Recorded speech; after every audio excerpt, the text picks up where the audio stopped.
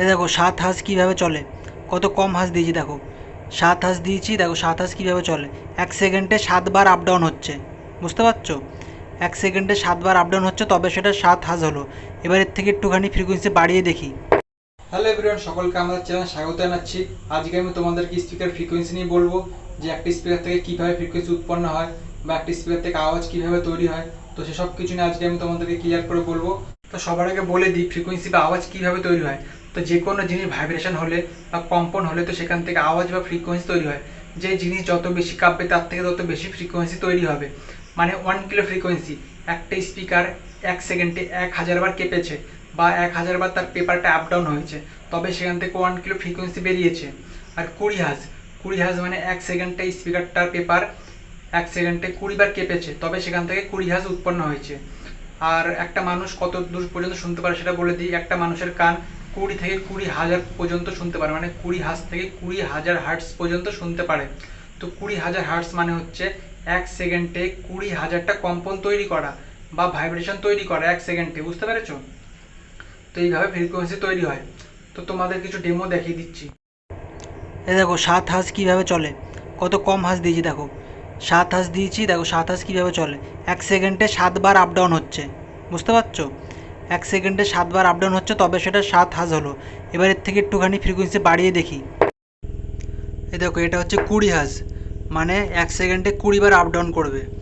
দেখতেই পারছো দেখো কতবার আপ ডাউন করছে, কত কম আপ ডাউন করছে। 1 সেকেন্ডে 20 বার আপ ডাউন করছে, তবে হবে 20 হাঁস, মানে সাব ওভারের মতো। তো একটা স্পিকার দেখে তোমরা কী করে বুঝতে পারবা যে স্পিকারটা থেকে লো ফ্রিকোয়েন্সি বেশি বেরোবে না কম বেরোবে?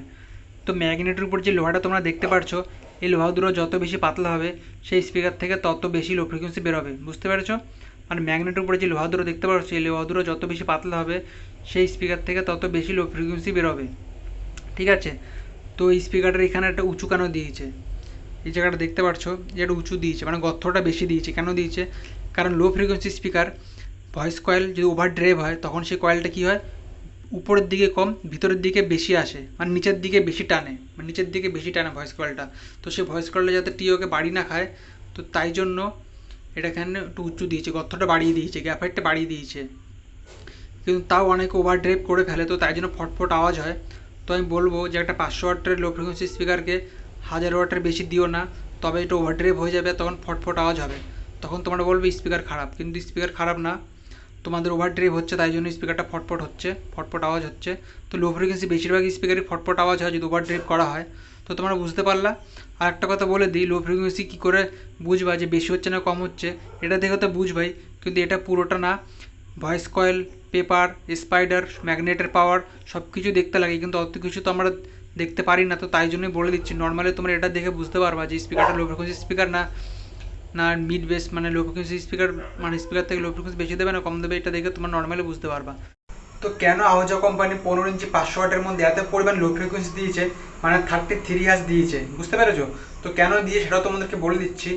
কারণ যাতে মিড অতিরিক্ত বাড়ালে বা স্পিকারটা অতিরিক্ত জোরে দিলে মিডের আওয়াজটা নষ্ট না হয় বেসের জন্য, বুঝতে পেরেছো? বেসের জন্য যাতে মিডের আওয়াজটা নষ্ট না হয় আর কানে যাতে না লাগে, একদম সুন্দর সফট আওয়াজ হয়, তো সেক্ষেত্রে এত পরিমাণ লো ফ্রিকোয়েন্সি দিয়েছে।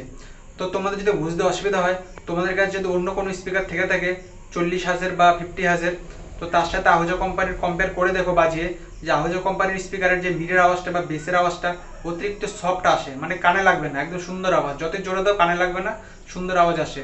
আর অন্য কোম্পানির স্পিকার দেখবা কানে লাগবে বা শুনতে খুব একটা ভালো লাগবে না। তো এই জন্যই করেছে। তো আরেকটা জিনিস তোমাদেরকে বলে দিই, যে কোন স্পিকার থেকে সব থেকে বেশি লো ফ্রিকোয়েন্সি বের হয় আর কোন স্পিকার থেকে সব থেকে বেশি হাই ফ্রিকোয়েন্সি বের হয়, আর স্পিকারটাও ক্লিয়ার বাজে। তো যত বড় স্পিকার তোমরা নেবে তার থেকে তত বেশি লো ফ্রিকোয়েন্সি বের হবে, আর যত ছোট স্পিকার তোমরা নেবে তার থেকে তত বেশি হাই ফ্রিকোয়েন্সি বের হবে, আর ক্লিয়ারিটিও বেশি পাবা। তো তাই জন্য লাইনারেতে 12 ইঞ্চি 10 ইঞ্চি 8 ইঞ্চি স্পিকার লাগানো থাকে আর ছোট ছোট টুইটার লাগানো থাকে। তো কেন ছোট স্পিকার থেকে হাই ফ্রিকোয়েন্সি বেশি বের হয় আর কেন ছোট স্পিকার ক্লিয়ারিটি বেশি হয় সেটাও তোমাদেরকে বলে দিচ্ছি। যেরকম একটা মোটর দেখবা, যদি ছোট পাখা লাগাও তো সেই পাখাটা বেশি স্পিডে ঘোরে, আর বড় পাখা লাগাও তো সেটা আস্তে আস্তে ঘোরে। আর স্পিকার ক্ষেত্রে কি হয়, তার পেপারটা যত বেশি স্পিডে আপ ডাউন হয় বা যত বেশি স্পিডে ভাইব্রেশন হবে তার থেকে তত বেশি হাই ফ্রিকোয়েন্সি বের হবে। তো তাই জন্যই ছোট ছোট স্পিকার থেকে হাই ফ্রিকোয়েন্সি বেশি বের হয়, কারণ ছোট জিনিসের স্পিডটা বেশি হয়। তো বুঝতে পারলাম। আর বড় জিনিস স্পিড সবসময় কম হয়, যেরকম লো ফ্রিকোয়েন্সি 20 হার্জ, মানে 1 সেকেন্ডে 20 বার আপ ডাউন করবে। তো সেক্ষেত্রে তোমরা বড় স্পিকার নিতে পারো 20 হার্জের জন্য বা লো ফ্রিকোয়েন্সির জন্য। আর ছোট স্পিকার লাগাতে পারো, যদি হাই ফ্রিকোয়েন্সি অতিরিক্ত লাগে তো ছোট ছোট স্পিকার ইউজ করতে পারো, যেমন 12 ইঞ্চি 10 ইঞ্চি। তো লাইনারিতে এর জন্য ছোট ছোট স্পিকার আর ছোট ছোট সাইজের টুইটার ইউজ করা হয়। তো এরপরে তোমাদের জন্য একটা খুব জরুরি ভিডিও নিয়ে আসবো বেস নিয়ে। তো অনেকে দুটো বেস যখন ইউজ করছো তখন ভালো চলছে, কিন্তু 4টে বেস যখন ইউজ করছো বা 6টা বেস যখন ইউজ করছো তখন বেসের আওয়াজটা জোরে হওয়ার বদলে অনেকটা ডাউন হয়ে যাচ্ছে, বা সামনে বেস নেই, সাইডে বেস বা পিছনে বেস, তো অন্য সাইডে বেস ঘুরে যাচ্ছে। তো সেটাকে বলে ফেস প্রবলেম বা পোলারিটি প্রবলেম। তো ফেস প্রবলেম, পোলারিটি প্রবলেম, তো সব কিছু নিয়ে একটা ভিডিও দিয়ে আসবো, যাতে তোমরা যত বেশি বেস লাগাও না কেন সে বেসের আওয়াজটা পুরো সামনে সামনে আসবে, না সাইডে যাবে না পিছনে যাবে। তো এগুলো কেন হচ্ছে, কি কি করলে ঠিক হবে, তো সেই বিষয়ে একটা ভিডিও আনবো তোমাদের জন্য। তো দেখা হচ্ছে নেক্সট ভিডিওতে।